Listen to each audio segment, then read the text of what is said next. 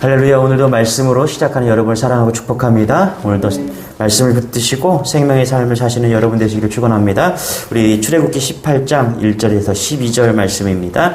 같이 교독하도록 하겠습니다. 출애굽기 18장 1절에서 12절 말씀. 모세의 장인이며 미디안 제사장이 이드로가 하나님이 모세에게와 자기 백성 이스라엘에게 하신 일 곧 여호와께서 이스라엘을 애굽에서 인도하여 내신 모든 일을 들으니라. 모세의 장인 이드로가 모세와 돌려보냈던 그의 아내 시보라와 그의 두 아들을 데리고 왔으니 그 하나의 이름은 게르솜이며 이라. 이는 모세가 이르기를 내가 이방에서 나그네가 되었다 하미요 이는 내 아버지의 하나님이 나를 도우사 바로의 칼에서 구원하셨다 함이더라.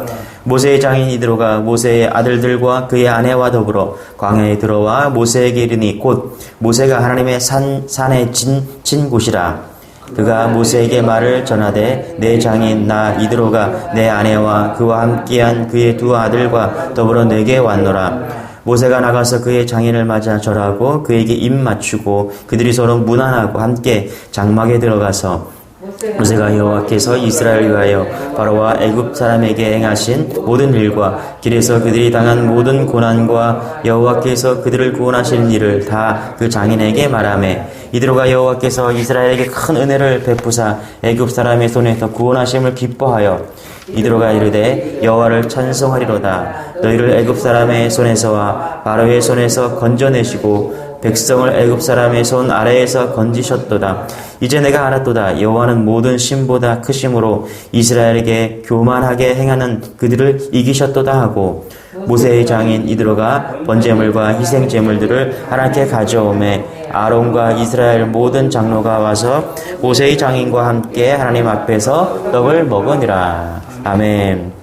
오늘 말씀 보니까 그 모세의 장인인 이드로가 모세의 가족을 데리고 모세를 방문하였다라고 이렇게 시작합니다. 자, 여러분 이 말은 그동안 모세의 여정 속에 그의 아내인 시브라와 그 두 자녀가 함께하지 않았음을 짐작할 수 있습니다. 출애굽기 44장 20절에 보면은 모세가 처음에 미디안에서 애굽으로 바로에게 떠날 때 분명히 그의 아내와 자식들이 함께 떠났습니다. 자, 모세가 그렇게 갑자기 처자를 그리고 자녀들을 돌려보낸 이유는 출애굽기 4장 24절부터 기록된 사건 때문입니다. 거기 보면은 모세가 미디안을 떠나서 애굽 바로 왕에게 갈 때 하나님 가라고 하셨죠. 그런데 갑자기 하나님께서는 도중에 여호와께서 그의 길을 숙소에서 모세를 만나사 그를 죽이려 하셨다라는 그런 사건이 발생하게 됩니다. 자, 그 사건이 어떤 사건입니까? 그렇게 얘기하니까 시보라가 급히 차도를 취해서 그 두 아들에게 양피를 베는 그런 할례를 한 것이죠. 그것을 행함으로 인해서 이제 하나님께서 모세를 그냥 내버려 두었다, 이런 사건이 나타납니다. 자, 모세는 그때까지 자기 두 아들을 할례를 하지 않고 그대로 둔 것입니다. 필시 이것은 이 시보라 그 아내의 반대가 있었음을 추측할 수 있는 것이죠. 왜 그렇습니까, 여러분? 모세는 불신 가족으로 결혼을 했던 것입니다. 도망자 신세로 이제 광야를 떠돌다가 시보라를 만난 것이죠. 장인 이드로와 그 시보라, 이들은 그 아브라함의 후손이지만 오랜 시간 동안 이제 하나님을 잊어버리고 그렇게 다른 신을 섬겨왔습니다. 그래서 모세와 그 시보라 부부 사이에는 오랜 시간 동안 이 신앙적인 문제로 인해서 갈등이 있었다, 이것을 추측할 수가 있습니다.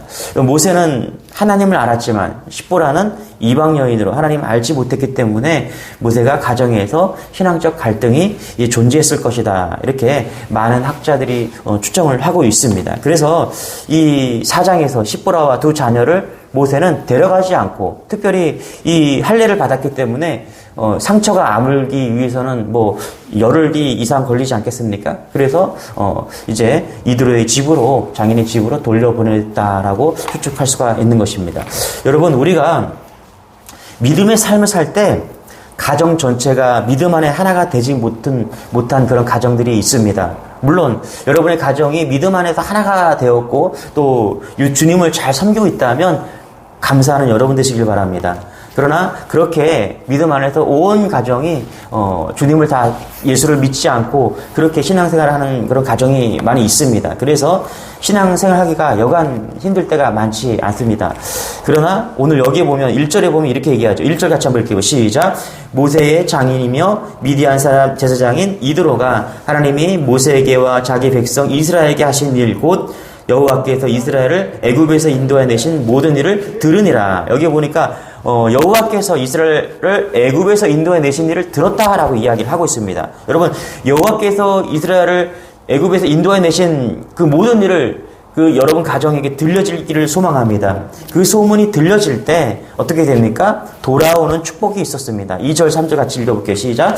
모세의 장인 이드로가 모세가 돌려보냈던 그의 아내 십보라와 그의 두 아들을 데리고 왔으니. 자, 모세가 가족과 떨어져 있던 것이 이제 하나가 되는 그런 장면이죠. 여호와의 구원의 역사가 모세에게 임한 것을, 그런 이스라엘 백성에게 임하는 그런 소식을 듣고서 지금 장인 이드로는 그 가족을 모세에게 데리고 온 것입니다. 이것이 종교적으로 다시금 하나님 앞에서 하나가 되는 모습이 보여지는 것이죠. 여러분, 우리가 믿음을 가지고 주님을 바라보면서 나아간다면 온 가족이 함께하는 날이 올 것입니다. 영적으로 믿음 안에서 하나가 되는 그런 날이 올 것입니다. 그 길을 흔들림 없이 나아간다면 하나님은 은혜의 하나님이시기 때문에 믿지 않는 그 가정에 은혜를 베푸셔서 남편이든 아내든 자녀이든 그 가정들이, 그 자녀들이, 그 남편이든 아내가 복음의 소식을 막 귀를 열어서 듣는 날이 반드시 올 걸 믿고 믿음으로 나아가는 여러분 되시기를 축원합니다. 모세의 가족이 오랜만에 모인 자리에 무엇을 했을까요? 7절 8절 같이 한번 읽어볼게요. 시작. 모세가 나가서 그의 장인을 맞아 절하고 그에게 입 맞추고 그들이 서로 문안하고 함께 장막에 들어가서. 8절. 모세가 여호와께서 이스라엘을 위하여 바로와 애굽 사람에게 행하신 모든 일과 길에서 그들이 당한 모든 고난과 여호와께서 그들을 구원하신 일을 다 그 장인에게 말하매. 뭘 했습니까? 모세는 장인에게 지금 간증하고 있는 것이죠.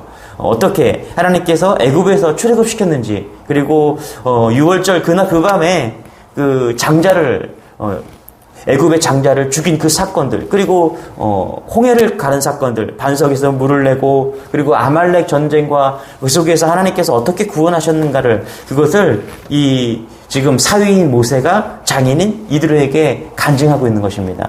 여러분, 하나님을 만난 여러분의 간증이 있을 것입니다. 그것을 전하는 여러분 되시길 바랍니다. 우리는 하나님의 구원 역사와 우리에게 주신 은혜들을 사람들에게 간증해야 돼요. 여러분, 그거보다 더 효과적인 전도 방법은 없습니다. 간증은 사람들에게 감동을 주고 하나님을 알게 하는 최고의 사역입니다. 그것을 여러분이 경험하셨다면, 하나님을 만나는 그런 기적과 역사를 경험하셨다면, 여러분의 그 인생 살아온 역사 속에서 그것이 간증거리가 있다면 반드시 간증하시기 바랍니다. 간증보다 더 큰 애가 없습니다. 여러분, 전도를 잘하는 사람들의 특징은 뭐냐면 말을 잘하는 사람이 아니에요. 신학적으로 뛰어난 그런 사람이 전도를 잘합니까? 아니에요. 어떤 사람이 잘합니까? 본인이 신앙생활에서 경험했던 여러 가지 그 놀라운 하나님의 역사하신 사건들을 그냥 경험했던 그것을 전하는 사람들, 그분들이 공통적으로 이렇게 전도를 잘하는 것을 볼 수 있습니다. 내가 죄인이었지만, 죄 아래 울고 있었지만, 외로움에 울고 있었지만 그 가운데 찾아와 주셔서 나를 위로해 주시고 인도해 주신 그 하나님, 그 경험한 사랑의 하나님을 전할 때 하나님께서는 놀라운 역사를 보여주시는 것이죠. 성경책을 펴세요. 요한복음 3장 16절을 읽어드릴게요. 삼위일체 예수님. 이것을 교리적으로 전한다고 해서 쉽지 않은 것이죠. 그러나 교회 처음 와서 이제 막 신앙을 시작하면서 하나님을 만난 그런 분들이 또 경험하고 하나님을 전하는 모습을 볼 때 간증이야말로 놀랍게 하나님을 역사하고 전하는 그런 은혜가 있는 것이죠. 그런 은혜가 여러분에게 있기를 소망합니다. 예전에 그 인쇄소를 운영하는 집사님 부부가 있었습니다. 그런데 어느 날 인쇄소에 밤에 불이 나서 이제 전소되었다는 소식을 듣고 새벽 기도가 끝나고 그 가정을 방문해서 인쇄소를 방문했는데, 정말 인쇄소니까 뭐 종이랑 기계밖에 없잖아요. 너무 그냥 한 번에 순식간에 다 차고 아무것도 남은 게 없더라고요. 그런 것을 이제 남자 집사님이 이제 정리한다고 그 안에 들어가서 이제 이렇게 정리하고 그러다가 이제 손도 데이고 이제 이런 사건들이 있었어요. 그런데 그날이 금요철야였는데 뭐 당연히 이제 힘든 상황이니까 어려워하고 있겠지 이렇게 생각하고 있는데 금요철야에 이 부부가 나와서 뒤에서 찬양을 하고 있는 그런 모습이 눈에 띄었습니다. 손은 붕대를 감고 있었고 이제 찬양을 하는데 간증을 이렇게 손을 들고서 아주 그냥 눈물을 흘리면서 찬양하는 모습을 볼 수가 있었어요.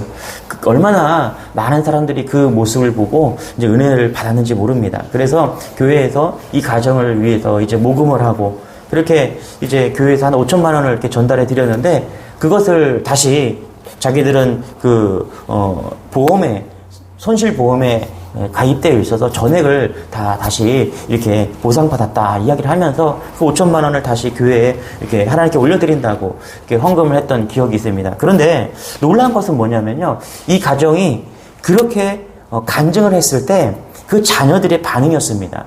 당시에 중학생, 고등학생 그런 딸들과 아들이 있었는데 그 자녀들이 엄마 아빠에게 문자를 보낸 그런 일이 이제 이렇게 알려지면서 모든 성도들에게 큰 은혜를 끼쳤던 그런 일이 있었습니다. 뭐라고 보냈냐면 이렇게 보낸 거예요. 엄마 아빠를 위로하는 거예요. 엄마 아빠 너무 실망하지 마세요. 하나님은 우리를 실망시키지 않으시는 분이세요. 하나님은 더 좋은 곳으로 우리 가정을 축복하실 겁니다. 사랑합니다. 엄마 아빠 화이팅 하세요. 이렇게 하면서 믿음 안에서 이제 부모님을 이렇게 위로하고 있는 모습을 볼 수 있었습니다. 그래서 그 일이 교회에 큰 파장을 일으키고 교회의 심령에 큰 부흥을 일으켰던 그런 간증의 사건이 있습니다. 여러분 우리가 간증의 삶을 살 때 하나님을 의지하면서 하나님을 또 그렇게 신뢰하면서 간증의 삶을 살 때 그 믿음은 고스란히 자녀에게 전달되어서 그 자녀들이 정말 믿음의 가정이 되는 것을 볼 수가 있습니다.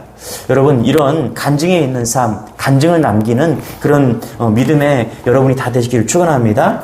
지금 모세는요 이런 은혜를 간증하고 있지만 사실 모세는 너무 부족한 사람이었습니다. 죄인 중에 죄인이었고 무력에 빠진 아주 보잘것없는 사람이었습니다. 보세요. 자, 3절 우리 한번 읽어볼게요. 시작.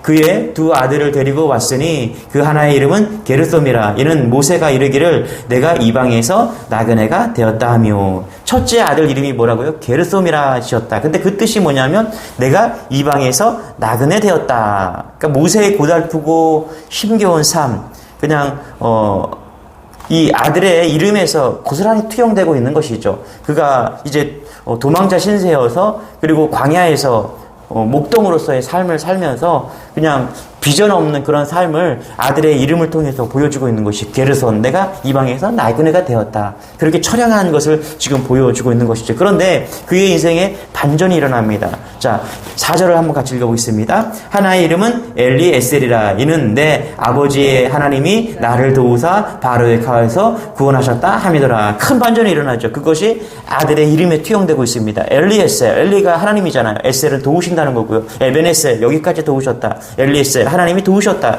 아들의 이름이 그렇게 나타나고 있는 거예요. 이 고백을 통해서 내 아버지 하나님이 나를 도우사 바로의 칼에서 구원하셨다는 것을 지금 보여주고 있다는 것이죠. 그래요. 여러분 모세는요 갈대 상자에서 넣어져서 나일강에 버려지고 또 광야에 버려지고 그렇게 버려진 인생이었지만 하나님께서는 결국은 그를 인생을 딱 건지셔서 이스라엘의 지도자로 삼는 놀라운 은혜를 베풀어 주고 있는 것이죠. 여러분 우리도 그런 것 같아요.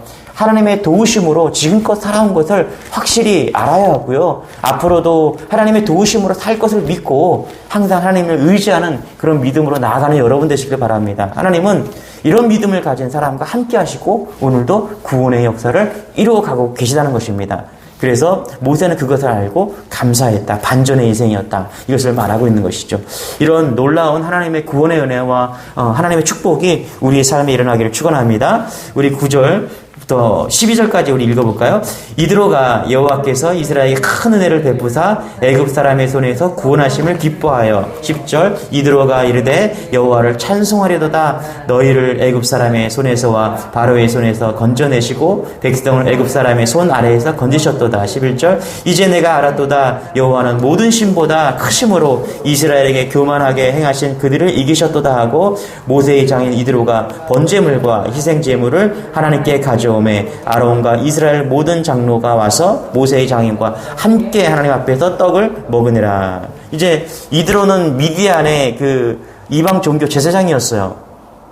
그러나 여호와 하나님의 구원 역사를 들었을 때 여호와 하나님의 모든 신보다 위대하신 참신임을 알고 기뻐하면서 찬송하고 그리고 떡을 뗐다라고 지금 이야기하고 있습니다. 여기 이 본문을 가지고서 이제 예배했다라고 보는 견해도 있고요. 같이 떡을 떼면서 친교를 나눴다 이렇게 이야기하는 견해도 있습니다. 중요한 것은 12절 하반절에 보면 아론과 이스라엘 모든 장로들 앞에서 함께 먹으면서 그리고 하나님께 예물을 올려드렸다 이렇게 볼 수 있는 것이죠.